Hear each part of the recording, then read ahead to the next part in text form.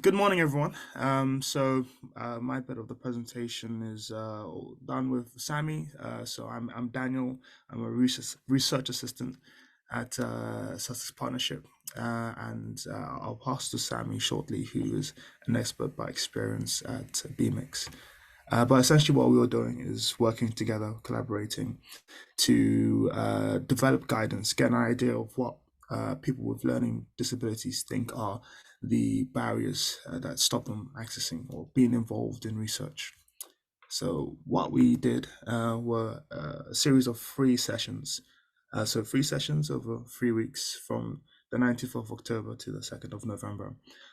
We structured these. So the first session was a introduction to the project, why we're doing this project, why we want to develop guidance, what are the sort of different statistics or risks for people for people with learning disabilities, and what stops them from getting involved in research. So the first one was just to get everyone familiar with why we're doing this research, what research even is, who am I, what is Sussex Partnership, and get an idea of how the people with learning disabilities would want to be involved in this project, how they would like it to run, and yeah, that's essentially what we did in the first session. So there was a group of six or so people from BMX with learning disabilities, and going on to the second session, that's when we actually started speaking together in a group about what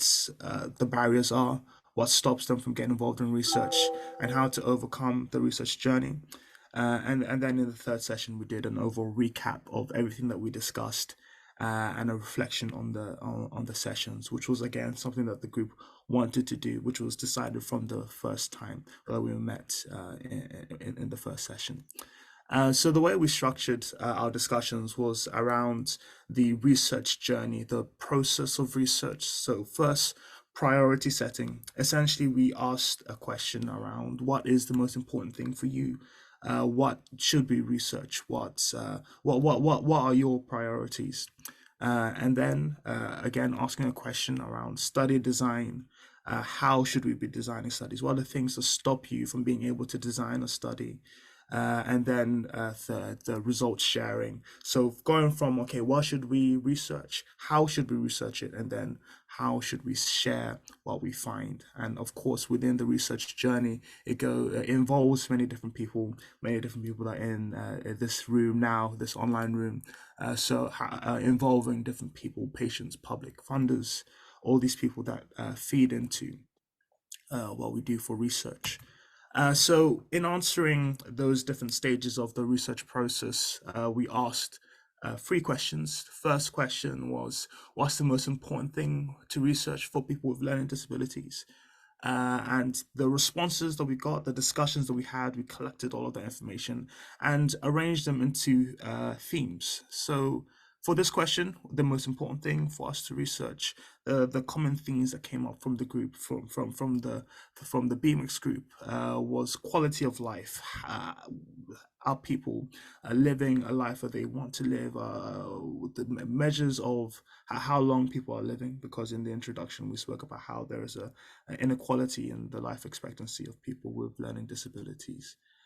Public services and systems, the use of bus services, emergency services, all the housing as well. These are things that came up as being important things to research. Received care, the type of care that people receive, how it's managed, who's doing it, what training they have. So fourth, improving research practice, improving practice in general, training and things that feed into these different processes. Fifth was funding. Who's getting funding? Why are they getting funding? How much funding is available? That's another thing that came up in our discussions. And policy and law. Our discussions went into the wider sort of structural or wider issues that can stop people from getting involved in research. And this was identified as something that's important for us to explore. Another thing was the second question was how to make decisions on what research studies should look like. So, of course, the importance of involving experts by experience, understanding them as the target population, being able to develop that relationship, having a direct involvement in research design in each stage of the research process.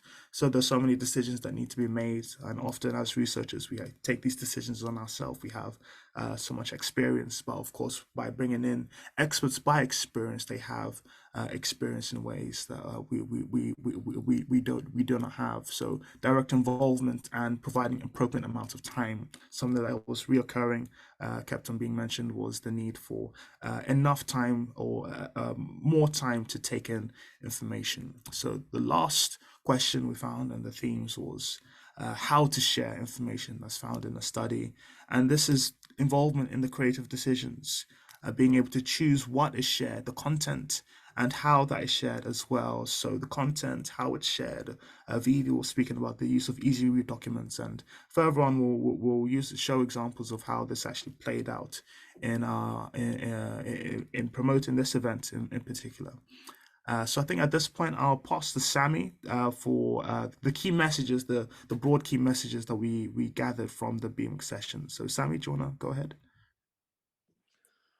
Our key messages were to be person centered, so like involve, make sure it's like developed around the person, to build an understanding with the people you want to involve, use a co-produced approach, consider varying capacities, include extra time formats in communications, contribute to wider change, enable training for those in public services.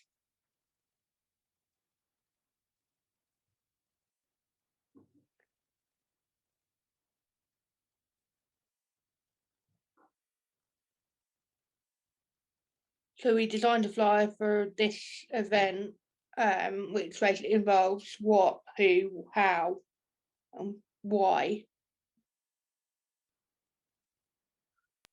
Yeah, so just jumping back in again, a lot of the recommendations that were put forward from the group were fed directly into how we designed this flyer.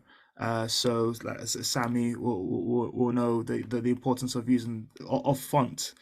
We chose Comic Sans. We know that Comic Sans is often there's lots of things said about Comic Sans, but it's found to be something that's more inviting, and the size of the font, so being at least 14. And of course, on the left is the general flyer, and on the right side is the easy read version that we also use to promote this event. And yeah, so we'll make these slides available afterwards as well, just to go over the main sort of key messages. But I think at this point I should pass to Artie and Ellie. So thank you for listening, and we'll look forward to the discussions in the breakout room.